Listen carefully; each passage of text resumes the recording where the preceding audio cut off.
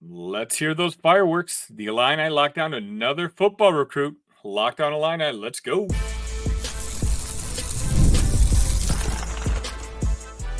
You are Locked On Illini, your daily podcast on the Illinois Fighting Illini. Part of the Locked On Podcast Network, your team every day.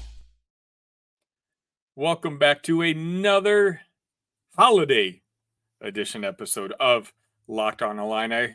Once again, thank you so much for making us your first listen every single day. Just a simple reminder, we are free and available wherever you get your podcasts or right here on YouTube. Just search for the Locked On Podcast Network, your team every day. My name's Sonny Verma. You can find me at IlliniCast, or you can find me at the Sonny V if you want bigger, broader sports takes. I take the responsibility of bringing you daily Illini content very, very seriously. And remember, I'm the only place you can find it daily. So all I ask for in return is one thing. Hit that like button, hit that subscribe button. Let the algorithm send the show to other Illini fans. Today, we're going to have a very celebratory episode, which aligns with what this weekend celebrates. But before we get started on that, today's episode is brought to you by Gametime. Download the Gametime app, create an account, and use code LOCKEDONCollege for $20 off your first purchase. Terms apply.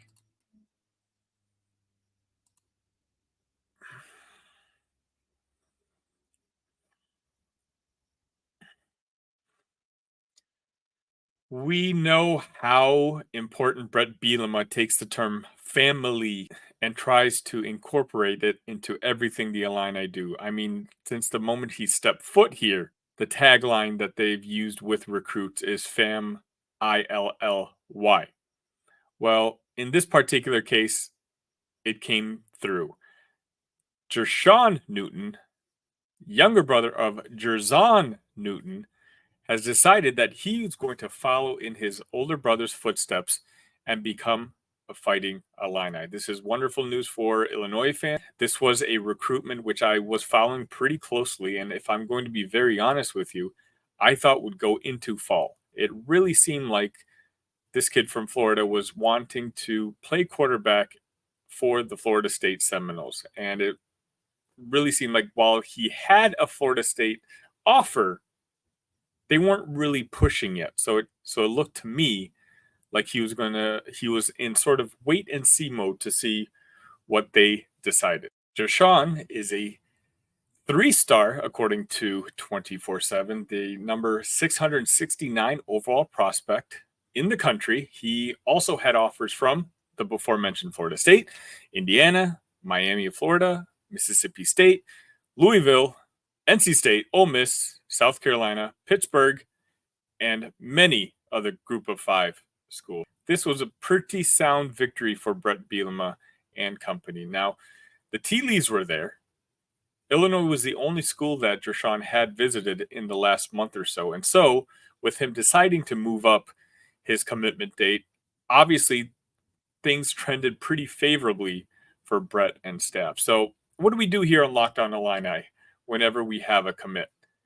We try to go over the film so that you guys know what kind of player we're getting. And so right after the break, I'm going to be bringing in, once again, my friend Justin Adams to go over the tape. And let's find out what kind of player Jerzhan Newton really is.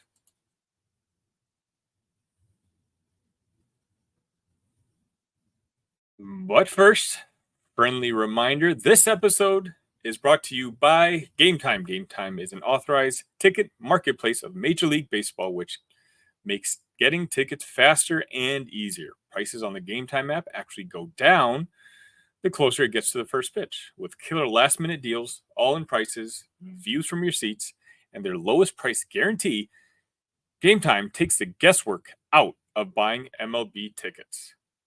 Download the Gametime app, create an account, and use code LOCKEDONCollege for $20 off your first purchase. Terms apply. Again, create an account and redeem code LOCKEDONCollege for $20 off. Download Gametime today. Last minute tickets, lowest price guaranteed.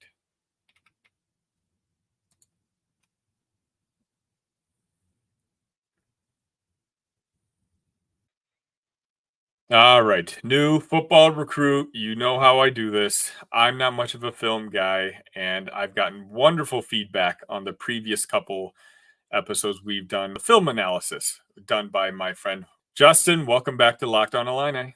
Appreciate it, man. I'm going to adjust my camera here so I'm not halfway in the screen. Hey, how's it going, man?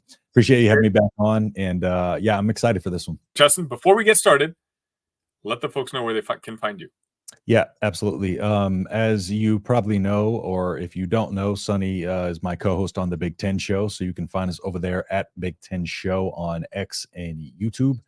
If you type in the Big Ten Show to pop up, and Nebraska football at the Voice of College Football on YouTube. And then you can find the Voice of College Football big page at the VOCFB on X. We just did a little bit of a revamp. So yeah, just come find us over there.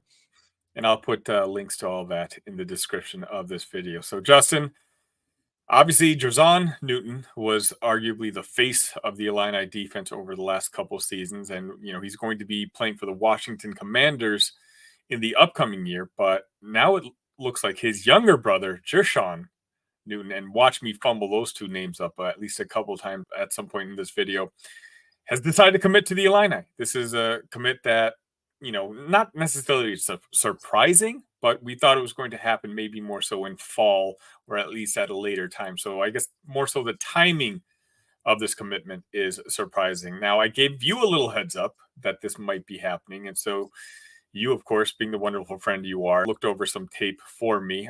Tell me what your thoughts on Jerzhan are.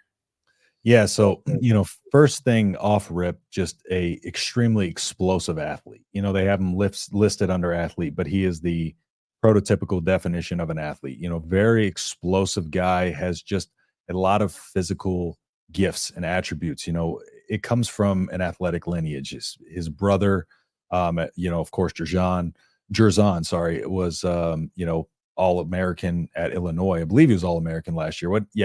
All-American, and then Jerzhan, I think, is his other brother's name, and he's at Toledo, the second team All MAC conference, led the team in actual reception. So, just a couple of notables there. But one of those things that kind of is that I talk about, I've talked about before is there's a ceiling for there's a ceiling for athleticism, but there's not a ceiling for skills.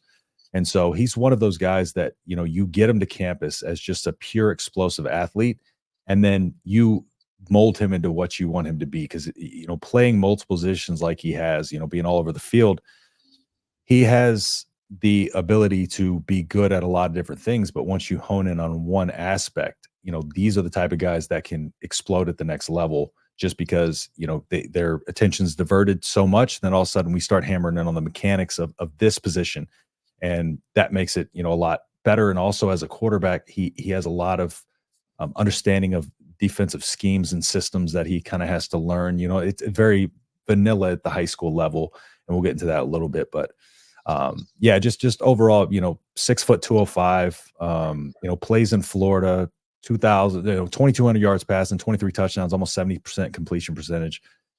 9 tackles, 2 TFLs, 2 sacks, 2 pass breakups, 1 forced fumble. The guy is just all around a great athlete, and it shows every position on the field. And it depends on how you use him at the next level. I know you said that potentially defense, but he wants to play quarterback. Yeah. One of the things that, like I said before, it's just it opens them up more if you can just get them to campus, start throwing them in drills, and just see where they perform the best. But me personally, I also think he's the better prospect as a defensive player, and looking at his film for sure.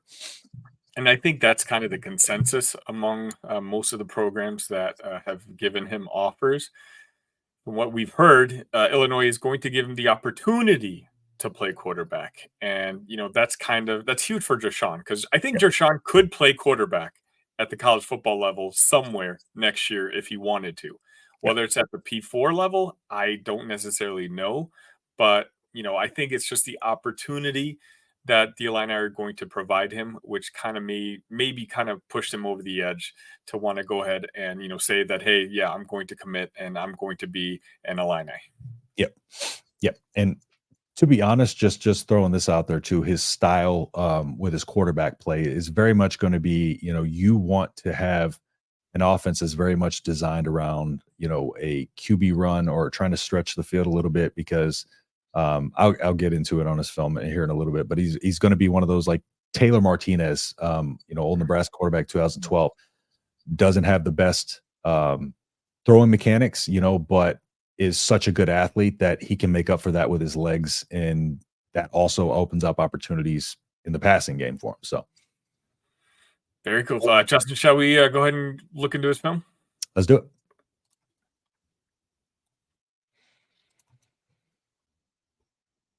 But first, are you watching Fox Sports or ESPN on your TV all day? Have to turn down the volume with all that shouting? Make the switch to Locked On Sports today, a free 24/7 sports streaming channel programmed for you every day to bring you the biggest stories without all the screaming. Locked On Sports today brings you can't-miss analysis, opinions, and news, streaming 24/7 on YouTube or the free Amazon Fire TV channels app, part of the Locked On Podcast Network. Your team every day.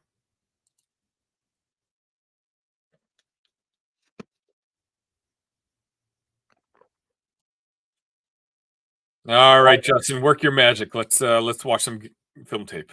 All right, let's go ahead and rock right into it. So we'll go ahead and just start off with a quarterback highlight here. I'm going to fast forward a little bit to 47 seconds. And so, all right. So this first one, I'm just going to kind of show you what I was talking about mechanically, that this is the stuff that's going to help or going to hurt his accuracy and consistency. So we'll let it play here. So just a little bit of a fake handoff zone where you kind of look. All right. Now you see his offensive style. You'll notice that he's not big on going through progressions. They in high schools, a lot of times they don't necessarily require quarterback to do that, especially if he's an athletic one. It's very much drop, hit your step and hit the throw in rhythm. So it's a one read type of offense. So, but you'll watch his mechanics here. So the first thing that you'll see is he really short arms the ball. The mechanics don't start at his lower body like they should. It's a lot of arm into this pass. And so that takes away from his velocity as well. So you'll see kind of as he comes through his motion right here, right? He's very high on his front toe, just kind of really not using his lower body and getting his hips into a throw. So when you're a quarterback, everything comes from the lower body. Your arm should be an extension of all this kinetic chain linking, and everything just starts here, and it's through the hips, and your hips kind of slingshot, through your shoulder, and then your arm just kind of like you just kind of rip your arm through. But he's kind of really heavy on his front leg here. He does kind of close like you should with that opposite shoulder hand across, but then he opens it up, and that could sail some passes on you. But just you'd like the mechanics to be improved, but that's again one of those things that can be improved. But with a quarterback, if you want him to be, in a prolific passer or be able to pass the next level, you would like his mechanics to be a little more advanced than they are right now. So, but like I said, does have good touch on his passes, and he can deliver an accurate ball at a 68% completion percentage. So, but it's those little details that are going to hurt him at the next level, not being able to diagnose pre-snap coverages, those type of things that he's not asked to do. So, all right, let's move forward here. He's coming off the edge on this one. So you're going to watch and you'll see his explosion. His first, when he's in a down position, his first step is always explosive, right? So you'll see here comes immediately with a inside out fake, right? So you'll see right here, he kind of has his hand up on this outside shoulder, and that really makes it to where he has the leverage here because he can't grab onto this positioning and kind of move him in front of him. So he comes around this outside, and now he's just trying to grab at Jersey or whatever he can. Just fights him off again. Tackles tend to have long arms. They're really hard, and they tend to have good hands, so they're hard to fight off. So fights him off, though, finishes that off. And again, that's all from that first move of explosion at the line of scrimmage. That started that entire play there. So, all right, this is the next play we're going to look at, again, coming off the edge here. So I'm going to try to pause this on time here. So I want you to just kind of see this explosion I'm talking about. So watch this first step. All right, so you see where he's at in comparison to like this guy, right? This first step is all power off that. There's no drop step, none of that. He's just no wasted movement, right? Full head of steam. Now he's going to take on 56. 56 is much bigger than him, as you can see off this edge. So he's going to take 56 on, takes him on with aggression. Now you see he kind of gets high up in his shoulder pads, and that kind of knocks his head backwards. That's how you kind of attack the leverage. You kind of get his head, get him moving backwards, get his head over his heels and try to attack his leverage the best you can. When you're a smaller guy, you have to attack the leverage. So he grabs the shoulder pads. You see him lifting and driving on the shoulder pads right over here. But let's let it run a little bit. So driving him backwards, up in the shoulder pads still. Now watch his eyes though. One of the things defensively, his eyes are always in the backfield. So he waits for the right opportunity. The quarterback scrambles away. He breaks away from that block and goes and makes the play. So you'll see a few of those where he breaks away from the block, and I'll explain kind of the concept behind those and when this is supposed to be utilized. So this is actually a good play to explain it here. So, all right, again, first step, explosive off the line, cuts in, does another step in, kind of comes across. So now he's taken on two linemen here, right?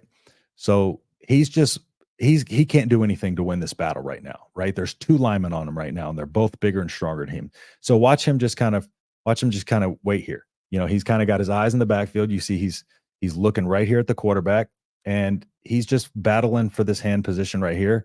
He gets that outside shoulder grabbed right there. Quarterback cuts outside. He uses that outside arm positioning that he now has to kind of shuck off of that and rip away from it and go make the play. So sometimes when you're in a situation like that where you're kind of helpless and you really can't get off the block, you don't want to give up on the play. And his tenacity shows in those moments, and his football IQ, because he's like, okay, I'm not going to try to fight this off, but I'm going to keep my eyes on the play, and I'm going to go make a play for the ball. So he's got a good eye for the football.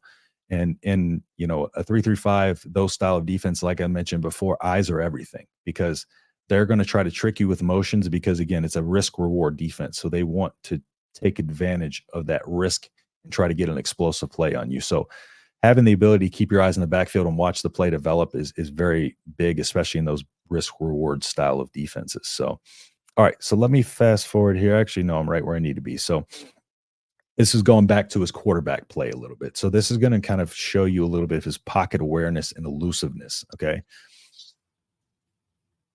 This is the pocket awareness right here. So watch this guy coming off the edge. Oop, just does a little underneath move, right?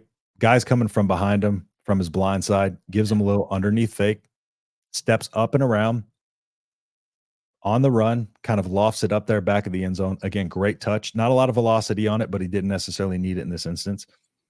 So again, off the edge here comes with that. But one of the other things that you want to notice is his feet. His feet stay, even when he's kind of moving around the pocket. I will say one of the things that I've noticed about him, he does have calm feet in the pocket. And typically calm feet will equal a calm mind. So especially at the quarterback position, if they got happy feet back there, that means they're having trouble processing what's going on. They're thinking, they're anxious. So as he steps up, just really a smooth step up in the pocket, isn't just sitting there pitter-patting his feet waiting for whether he's going to run or throw. Made a decision here that he's going to throw, keeps his eyes upfield. So he does make a read there. And the other guy probably, almost tried to come in and take away that guy's glory, but, we're not going to mention that. All right. So yeah, so that, very loose in the pocket. I will say one of the things that is his strength at the quarterback position is his ability, to keep calm feet in there and just be able to kind of make the play. That comes from his football acumen. What he lacks in mechanics and ability as a quarterback, he makes up for in a lot of ways with his football IQ and just being able to make a play.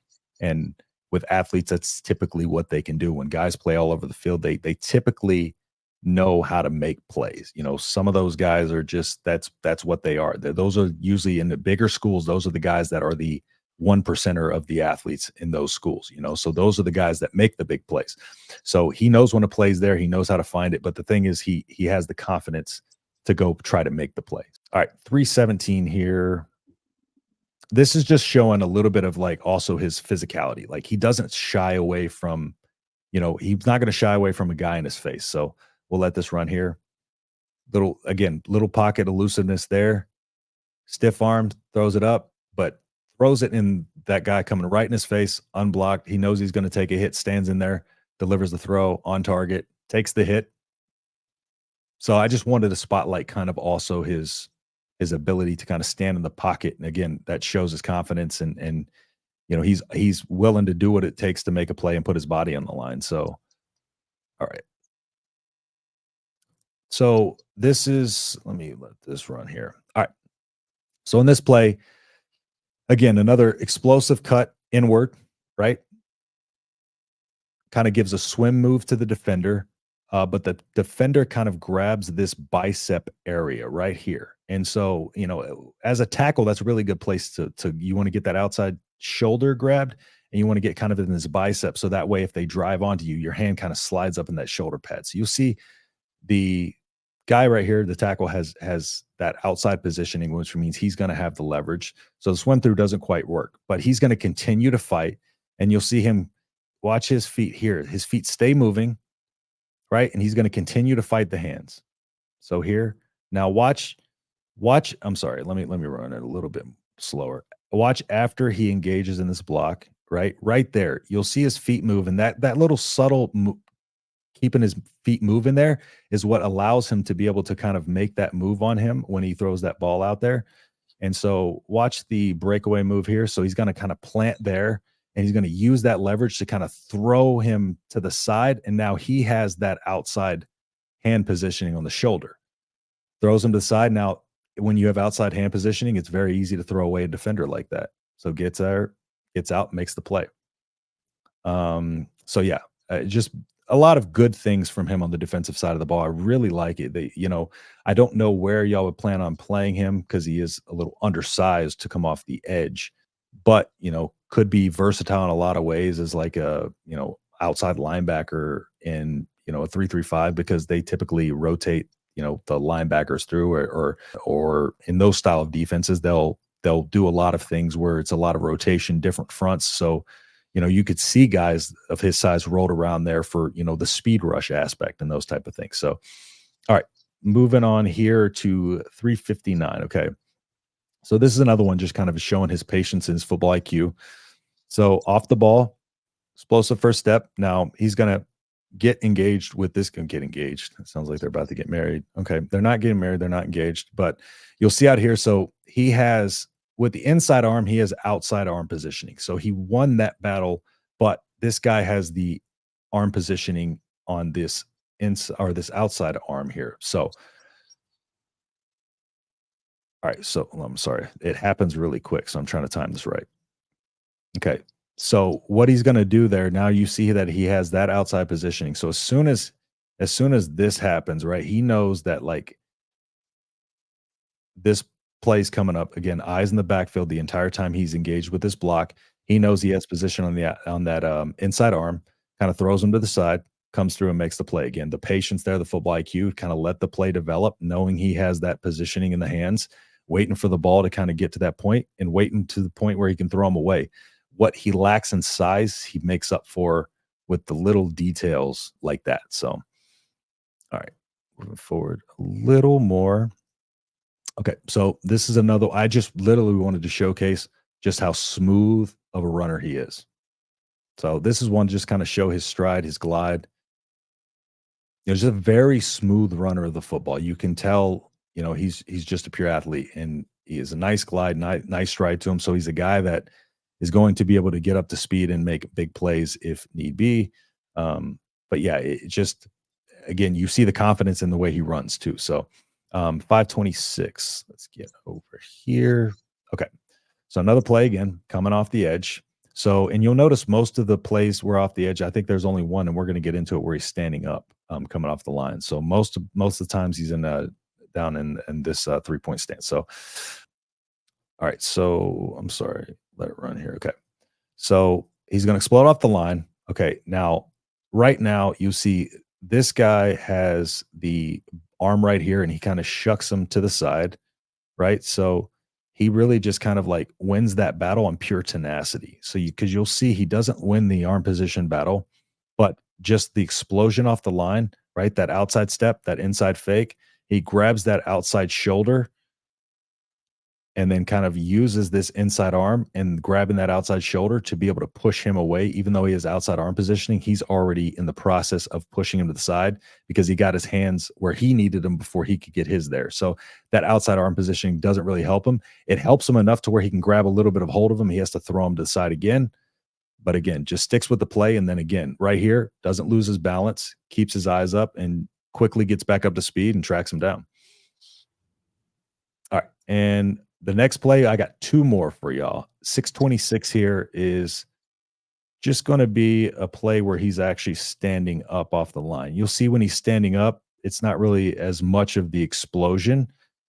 This is patience here. All right. So he's going to kind of extend his arms. You know, right tackles tend to have rangy arms. So you want to kind of get at the end of their range and try to keep them from grabbing hold of you as best you can, especially early on in the rep. But he's going to stay engaged with this block again, just kind of watches the quarterback. Now, you'll see right here, he's going to kind of do a little rip through. Again, he likes to throw. This is what I'm talking about when I say attack the leverage. He likes to throw the upper body to the side with his positioning. So the the left tackle here has the outside hand positioning.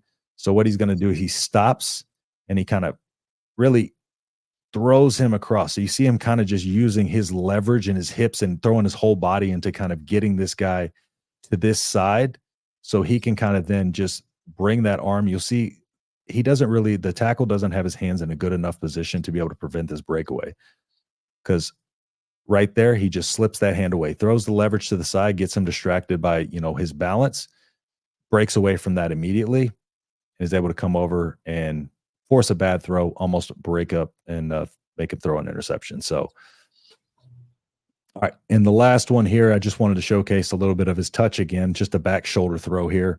The defense is playing kind of loose. I'm sorry, I accidentally clicked the button there. Defense is playing kind of loose, but again, back shoulder throw, nice touch on it. And I think y'all have probably kind of seen throughout, and I'll move it early on in the film too, how he's kind of a one-read quarterback, very much in rhythm. He's going to look one direction. He's probably passing that direction. If not, he's pulling it down and he's running off script. So he does run very well off script, but typically the offense, one read and throw. You see, eyes one direction, plants, fires. So it would be a matter of seeing how he could operate when having to diagnose pre-snap coverages or shells, and then just being able to operate in more of a collegiate system where you really have to have your head on a swivel and your eyes move in every direction and be able to, hit anybody. Because nowadays, a running quarterback alone isn't enough. But again, these are some things he can develop. I just don't know how much he can develop at the college level, being this far behind in terms of mechanics and being able to diagnose those small details. So it sounds like you kind of agree that in order for him to reach his highest potential is probably on the defensive end or 100%. the defensive side. Without question. Absolutely. Because I love what I see from him on the defensive side of the ball. Absolutely love it. Just those few things at the quarterback position. Not saying he can't be a college quarterback, but if he wants to play at the NFL, it probably is going to need to be a little further advanced than he is in terms of that. Justin, you're a national treasure. Thank you again so much for this film review. Once again, before you head on out, let the folks know where to find you. Yep.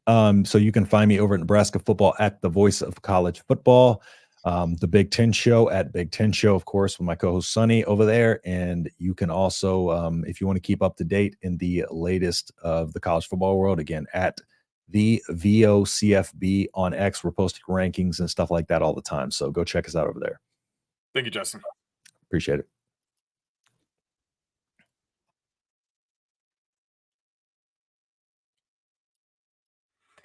There you have it. That's another episode of Locked On Illini. Thank you again, Justin, for just amazing work. I know a lot of you guys are listening to this on the podcast side, so you may not quite get the full value of what Justin really brings in these type of episodes, but that's why I plead with you to find us on YouTube. Justin just does masterful work in trying to just describe what an expert sees to a layman like myself. Again, I don't have an eye for film, so the reason I keep bringing Justin back in is he makes film easy even for a guy like me. Again, on your way out, hit that like button, hit that subscribe button. I would sincerely appreciate it. Reminder, it costs you nothing. I hope you all enjoy your holidays. ILL, love you guys.